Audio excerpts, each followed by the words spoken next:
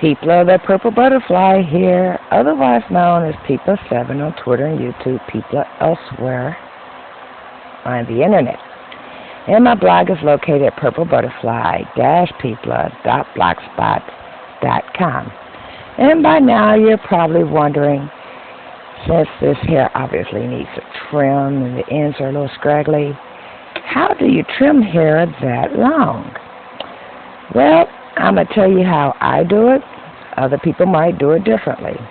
But I generally do it the same way I did when I have short hair, when I have medium length hair, when I have long hair. I trim it the same way. I twist it up and then I cut off the ends of the twist. That way I only have to worry about major split ends and, anything that needs to be fine-tuned I can do when the hair is down. So basically, I put it in a ponytail and I just started twisting. Look at the ends of the twist. See that? So if I cut a half an inch, I'm still going to have a half an inch that needs to be cut. So what I usually do is just cut an inch off of whatever twist is formed, and that works for me. But in the meantime, what I generally do is I go ahead and twist it, put in a ponytail and twist it, and I either trim it right then and there or I trim it after I get home from work the next day. But either way, it's already in a hairstyle. So that way I don't have to try to style it afterwards. So that's one of the advantages of long hair. You put it in a ponytail and basically all your hair becomes within your reach. And it doesn't matter if you're talking about a synthetic add-on or your natural hair. If it's attached at your scalp, it follows the same general rules of congruency.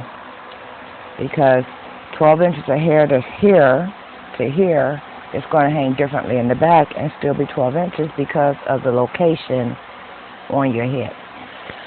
Also, I've discovered edge control gel. This stuff is the greatest. Look at her. No frizz whatsoever. My mom had stuff downstairs. That even goes for the back. There's no frizz. I thought I was going to have to put some pudding on it to get it to lay smooth. But the problem with the pudding, other than the fact that it smells like Kool-Aid, and you know how I feel about smelling like a kid when I'm not, is sometimes pudding depends on if your hair is dry or wet when you start. Can leave a whitish cast. The edge control gel was absolutely clear. And I took my scarf, which is being elusive the moment I want to show it to you. And after I tied it down, after I put it in the ponytail, I tied it down all the way around until it had mostly dried. And then I tightened my ponytail just to be sure. And as you can tell, there's no frizz. So I'm going to tie it down again to go to sleep, so that way it's frizz-free in the morning. And basically wear a twisted ponytail, which, as you can tell, that's coming along nicely instead of the big fluff. I might take it down after a day or two and have the ponytail big and fluffy like this.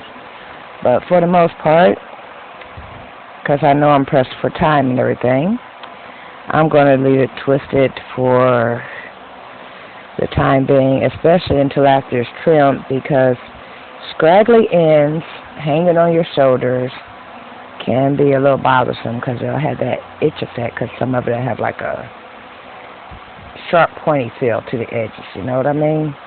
Well, if you have any hair that's neck length or longer, you know exactly what I mean. So anyway, this has been People7 on Twitter and YouTube, People elsewhere on the internet. I just wanted to share that. Oh, I also wanted to share the shampoo bars, the coconut milk one and the tea tree oil one.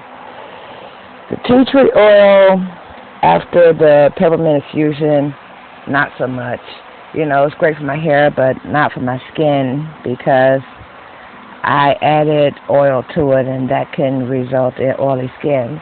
But I did want to share that the coconut milk shampoo bar, look at my skin.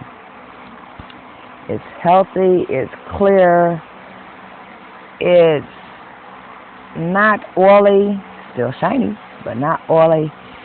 I use the coconut milk shampoo bar to wash my face, and I'm going to have to buy another shampoo bar just for my face, so that way that one could be used strictly for my hair. It turned out to be the greatest thing since sliced bread. My skin was getting a little oily, and I figured that's from the products I've been putting in my hair. You know, you get seepage from your scalp to your face. And shampoo bars, especially all natural ones, and shampoo in general, is made to dissolve body oil, scalp oil, stuff like that. So oily skin can sometimes benefit if you use the shampoo on your face. But the problem with commercial shampoos, especially the ones with the chemicals like sodium lauryl sulfate and all that, sodium lauryl sulfate can be drying. It's drying to your hair. That means it's going to be drying to your skin. If it's moisturizing or balancing to your hair, then that means it can only be balancing to your skin. And that's why I figured I'd give it a go, and it worked out well. That one's really going to be true. Anyway, this is People of 7 sharing much today. And I hope you have a blessed day and a happy tomorrow. Bye now.